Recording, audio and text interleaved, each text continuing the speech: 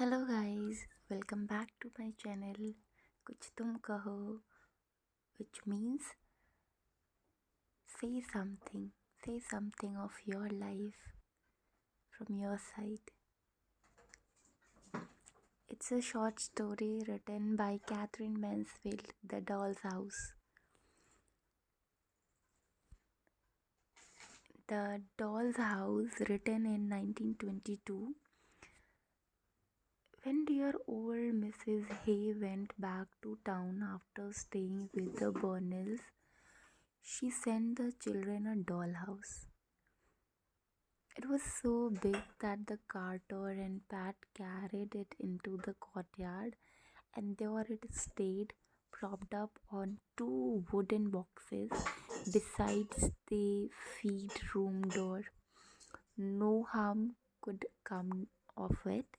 It was summer, and perhaps the smell of paint would have gone off by the time it had to be taken in. So, really, the smell of paint coming from the doll's house. Sweet of old Mrs. Hay, of course, most sweet and generous, but the smell of paint was quite enough to make anyone seriously ill. In Aunt Barley's opinion, even before the sacking was taken off, and when it was, there stood the doll's house, a dark, oily spinach green, picked out with bright yellow. Its two solid little chimney glued on the roof were painted red and white, and the door gleaming with yellow varnish was like a little slab of toffee. Four windows, real windows, were divided into panes by a broad streak of green. There were actually a tiny porch, too painted yellow, with big lumps of gilt paint hanging along the edge. Perfect, perfect little house. Who could possibly mind the smell? It was part of the joy, part of the newness. Open it quickly, someone. The hook at the side was stuck fast. Pat pried it open with his penknife.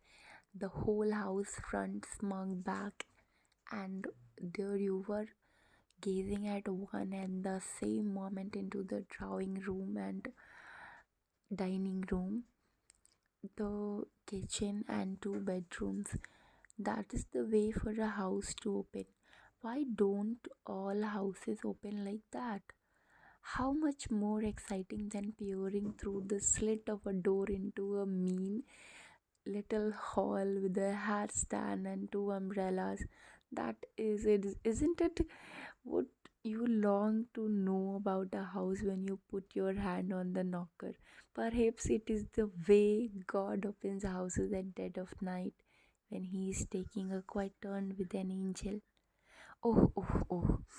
The Burnell children sounded as though they were in despair. It was too marvelous. It was too much for them.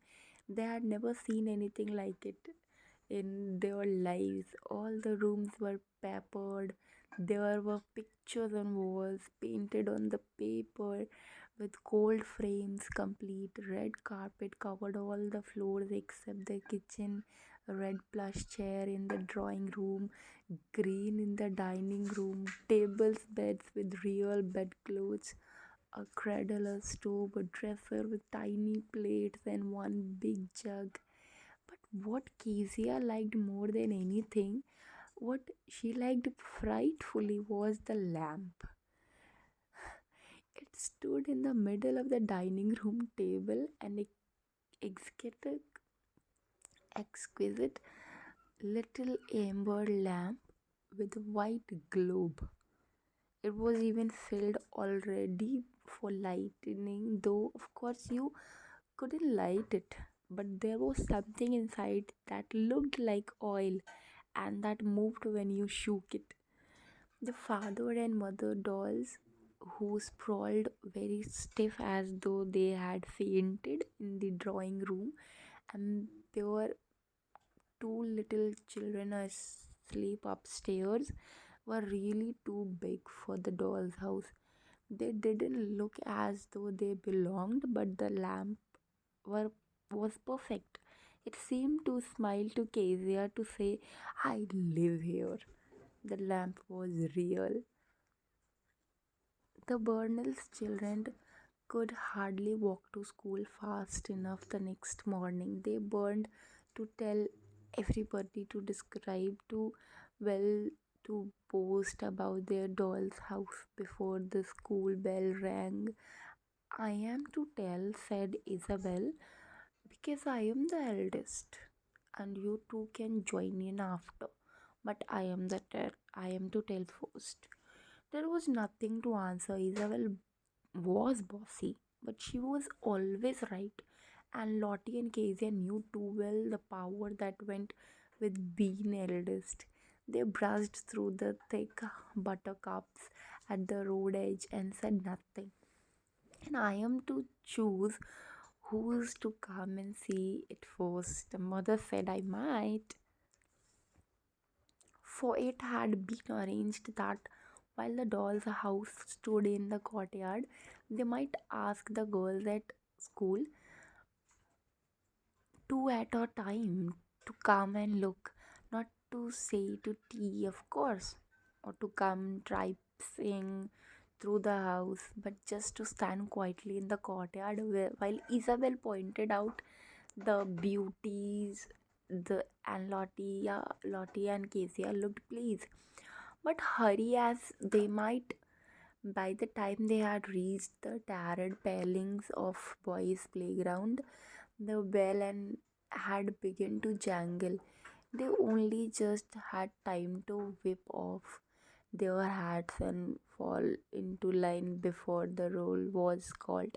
Never mind, Isabel tried to make up for it by looking every important and mysterious, and by whispering behind her hand to the girls near her, got something to tell you at playtime. Playtime came, and Isabel was surrounded. The girls of her class nearly fought to put their arms around her, to walk away with her, to beam flatteringly to be her special friend. She held quite a court under the huge pine trees at the side of the playground, nudging, giggling together. The little girls pressed up close, and the only two stayed outside the ring were the two who were always outside, the little Calvies. They knew better than to come anywhere near the Burnells. For the fact was, the school the Burnell children went to was not at all the kind of place their parent would have chosen if there had been any choice. But there was none. It was the only school for miles, and the consequence of all the children in the neighborhood, the judge's little girls, the doctor's daughters, the storekeeper's children, milkman's, were forced to mix together. Not to speak of there being an equal number of rude, rough little boys as well, but the line had to be drawn somewhere. It was drawn at the Calvies. Many of those children, including the Burners, were not allowed even to speak to them. They walked past the Calvies with their heads in the air, and as they set the fashion in all matters of behavior, the Calvies were shunned by everybody. Even the teacher had a special voice for them and a special smile for the other children. When little Calvi came up to her desk with a bunch of dreadfully common looking flowers. So, this is it for this video. Please comment if you want me to read the entire story. And in the next video, I'll get you the entire story with more emotions, with more perfection. Please comment.